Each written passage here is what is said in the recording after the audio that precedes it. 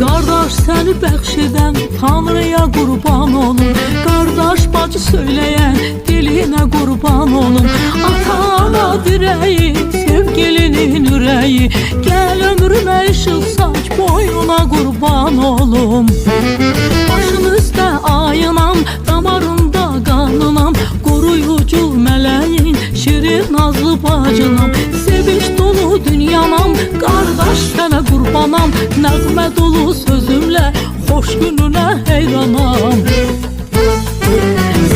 Sən, başımın tacı qardaş, sən, ömrümün yazı qardaş, sən, qəlbimin odu qardaş, gözümün nuru qardaş, sən, başımın tacı qardaş, sən, ömrümün yazı qardaş, sən, qəlbimin odu qardaş, gözümün nuru qardaş.